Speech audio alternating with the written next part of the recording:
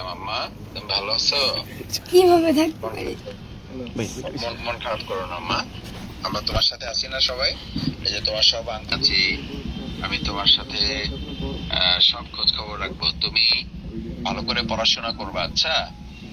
তোমার পড়াশোনার যা খোঁজ খবর রাখা দরকার, তোমার পড়াশোনার সব খোঁজ খবর আমরা রাখবো। তোমার বই কিনে দিব, তোমার কাগজ কিনে দিব, তোমার কলম কিনে দিব, তোমার কালার পেন্সিল লাগলে সেগুলো কিনে দিব, তোমার টিফিন খরচ কি লাগে সেটা আমরা দেখবো, ঠিক আছে?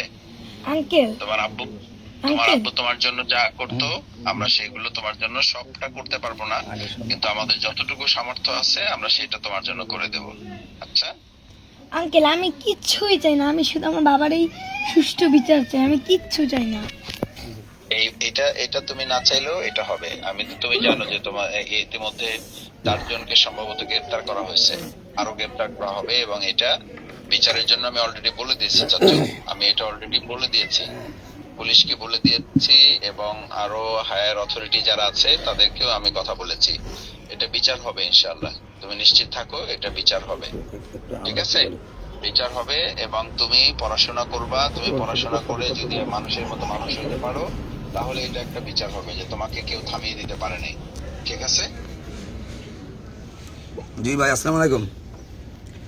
জি, আর দাদা ভাবি কোথায়? আছে, আমি তাকে দিয়ে দিচ্ছি, একটু কথা বলেন। নমস্কার ভাবিকে দাও। দাদা, আমি চাই যে আমার মতো স্বামী হারা কেউ না হয়, সন্তান হারা যেন কেউ না হয়। আমি চাই আমার স্বামীর হত্যাকারীর বিচার। এটা বাউফলে সবগুলো খোঁজ খবর রাখবো, সবগুলো খোঁজ খবর রাখতেছি, আমরা খোঁজ খবর রাখবো। আপনি আমাদের ভাতিজিটা আছে, ছোট বাচ্চাটা, ওর পড়াশোনার খোঁজ খবরটা আমরা রাখবো, ঠিক আছে?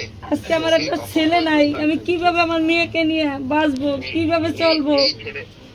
এই ছেলেটাই হবে আপনার, মানে এই মেয়েটাই হবে আপনার ছেলের চেয়ে ভালো, ইনশাআল্লাহ।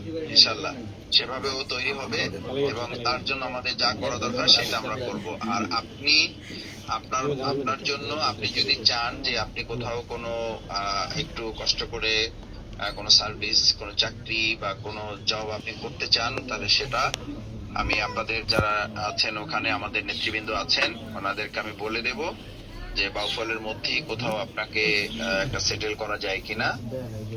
আপাতত কিছু আয়ের উৎস যদি বের করে দেওয়া যায়, সেটা আমরা ব্যবস্থা করব, ঠিক আছে?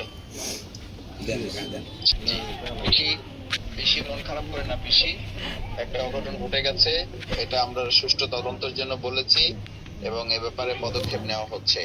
আপনি দুশ্চিন্তা করেন না, এটার ব্যবস্থা নেওয়া হবে। প্রশাসনিক ভাবে আমি কথা বলেছি, ইতিমধ্যে আসামি গ্রেপ্তার হয়েছে, এবং বাকিদেরকেও গ্রেপ্তার করা হবে, এবং আইনের সর্বোচ্চ মানে ব্যবহার এখানে করা হবে, যাতে করে পরবর্তীতে আমাদের বাউফলে এরকম আর কোনো অঘটন ঘটতে না পারে। সেটার একটা দৃষ্টান্তমূলক বিচার আমরা এখানে করার ব্যাপারে প্রশাসনকে বলেছি, এবং এ ব্যাপারে আমরা ব্যবস্থা নেব। আচ্ছা ঠিক আছে, চিন্তা করেন, আমি শুধু এইটুকুই চাই, আমি শুধু এইটুকুই চাই যে আমার ছেলের সঠিক বিচারটা। আপনার নাতিকে নিয়ে চিন্তা করবেন না, নাতির পড়াশোনাটা আমরা দেখব। আর আপনার ছেলে বউ যে আছে, ছেলে বউকে কোথাও একটু দাঁড় করানো যায় কিনা, যাতে সে কিছুটা আয় রোজগারের ব্যবস্থা করতে পারে, সেটাও আমরা চিন্তা করতেছি, আমরা দেখবো সেটা ইনশাআল্লাহ। জি, সবাইকে শোনাইছি, এখানে স্থানীয় গণ্যমান্য ব্যক্তিবর্গ, কলেজের প্রফেসর, সাংবাদিক সহ সবাই এখানে আছে, এবং হিন্দু মুসলিম একেবারে অহিংসভাবে এখানে সবাই এখন অবস্থান করতেছে। আপনার কাছে আমাদের সম্মিলিত সারমর্ম কথা হচ্ছে, বাচ্চাটার লেখাপড়া সম্পর্কে খোঁজখবর নেবেন, এবং বাচ্চার মাকে ওনার শিক্ষাগত যোগ্যতা অনুপাতে একটা স্কুল হোক, হাসপাতাল হোক, বা যে কোনো একটা জায়গায় হোক, একটা পার্মানেন্ট একটা ব্যবস্থা করে দেন, যার মাধ্যমে অন্তত মা মেয়েটা দুটো ডাইল ভাত খেয়ে বাঁচতে পারে। এই আবেদনটা হিন্দু কমিউনিটি, মুসলিম কমিউনিটি, আপামর সকল জনসাধারণের পক্ষ থেকে, কালাইবাসীর পক্ষ থেকে আপনার কাছে অনুরোধ করতেছি।